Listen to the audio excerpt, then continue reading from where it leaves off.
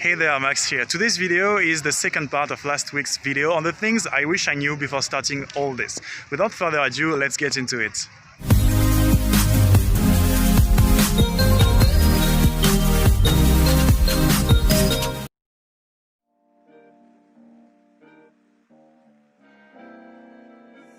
Field experience is king.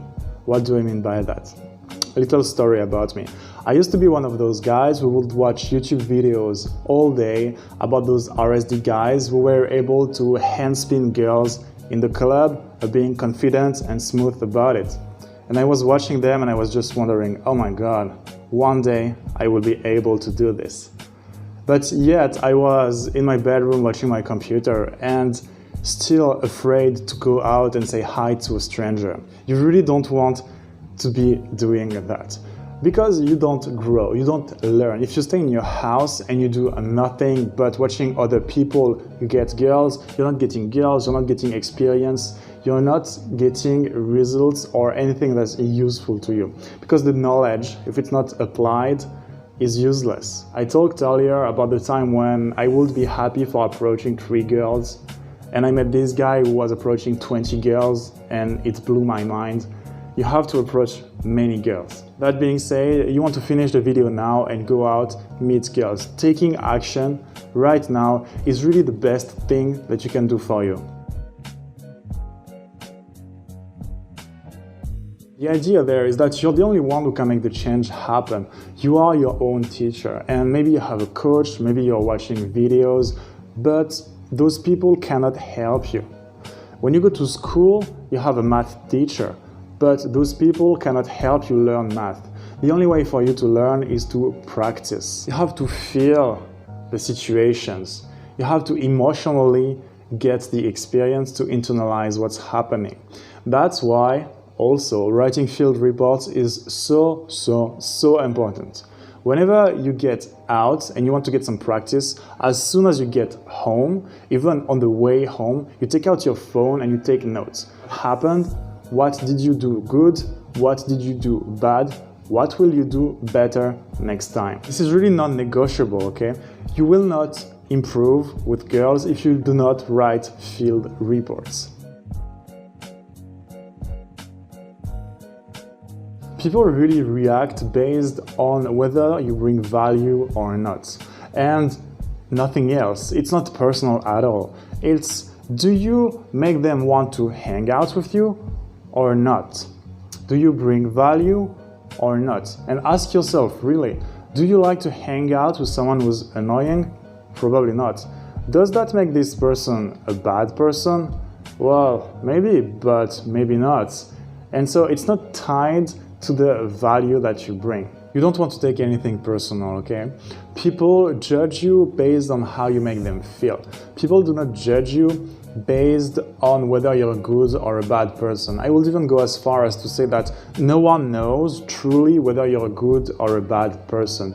People just know overall, after all the time they spent with you, how they felt about it. Usually if the time they spend with you is mostly bad emotions and bad vibes, they will not want to see if you're a good person down the road, because they will just assume. But it doesn't mean you're a bad person. It just means that you did not showcase the right things. You're only as attractive as what you're able to display.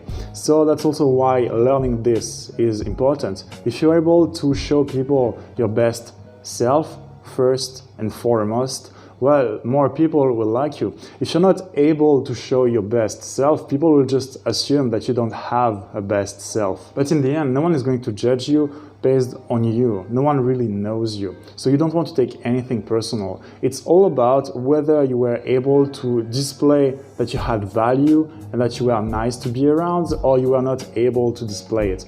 But the ability to display that doesn't mean that you're good or bad as a person. If you give value and then people give value back to you, you will just get what you want out of life. If you run around asking people to give you stuff, if you run around harassing girls for them to have sex with you, if you run around asking for attention, no one is going to appreciate that. If you give attention, if you give a good time, people will enjoy staying with you and they will want to give back to you. Now, the first thing that comes to mind is that you will get if you take.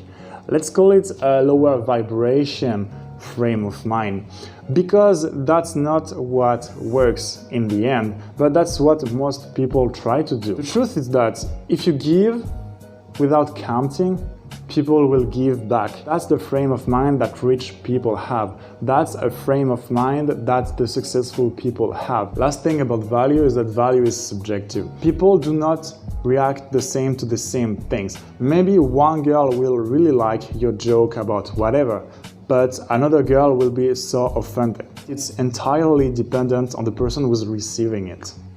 So you want to be calibrated to your audience. You want to be calibrated to who you are talking to. It doesn't mean that you're unable to give value if one person is not able to accept it.